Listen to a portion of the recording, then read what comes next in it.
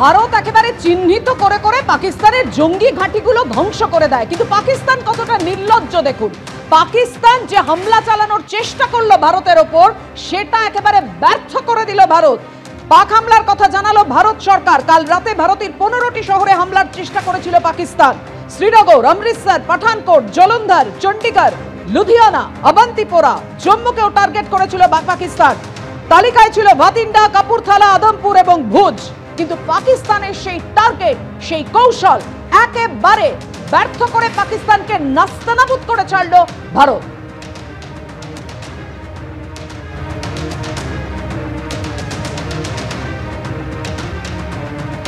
ভারতের 15টি শহরকে টার্গেট করেছিল পাকিস্তান। 15টি শহরের সেনা ছাউনিকে ভারত কিন্তু তা করেনি। 22 এপ্রিল পেহেলগাঁওতে যেভাবে বেছে বেছে হিন্দু পর্যটকদের নিধন করে জঙ্গিরা, তারপর ভারত প্রত্যাঘাত চালায় 15 দিন পর, শুধুমাত্র জঙ্গি ঘাঁটিগুলোকে চিহ্নিত করে। আর পাকিস্তান কতটা নির্লজ্জ, পাকিস্তান 15টি শহরের ভারতের সেনা ছাউনিকে টার্গেট করলো, যদিও সেই হামলার চেষ্টা ব্যর্থ করে দিল ভারত।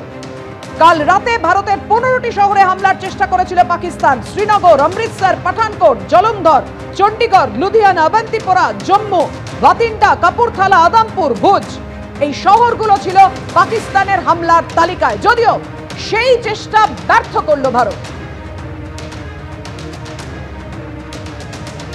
আর পাকিস্তানের উপর ভারতের এই প্রত্যাঘাত নিয়ে कर्नल सोफिया कुरैशी की बोललें, रागबा प्रदेश में सुबह भारतीय सशस्त्र बलों ने पाकिस्तान के कई स्थानों पर वायु रक्षा रडार और प्रणालियों को निशाना बनाया। भारत की प्रतिक्रिया समान क्षेत्र में समान तीव्रता के साथ की गई।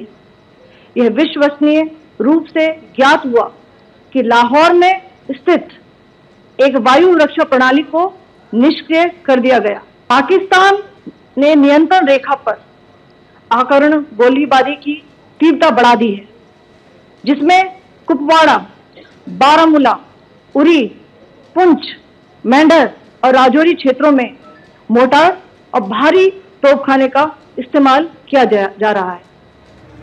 অর্থাৎ যে যে অস্ত্র ব্যবহার করে পাকিস্তানকে ঘায়েল করলো ভারত, কিভাবে কাজ করেছিল সেই ড্রোন এবং মিসাইল, অ্যান্টি মিসাইল, সেই ছবি আপনাদের সামনে রাখবো এবং সে বিষয়ে তথ্য জানাচ্ছি। হারপি ড্রোনে অ্যান্টি রেডিয়েশন সিস্টেম থাকে, স্বয়ংক্রিয়ভাবে একেবারে নির্দিষ্ট লক্ষ্যবস্তু খুঁজে আঘাত করতে পারে এই হারপি ড্রোন।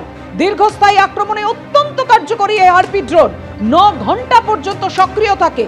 যে কোনো আবহাওয়ায় দিন ও রাতে আক্রমণ শানাতে সক্ষম হারপি ড্রোন ফ্রিকোয়েন্সি অনুযায়ী লক্ষ্যবস্তু স্থির করে স্বয়ংক্রিয় আঘাত হানতে পারে।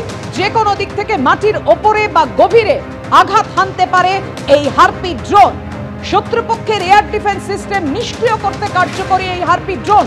যে হারপি ড্রোন দিয়ে ধ্বংস করা হলো পাক এয়ার ডিফেন্স, দেখতে পাচ্ছেন সেই হারপি ড্রোনের ছবি রেখেছি আপনাদের সামনে।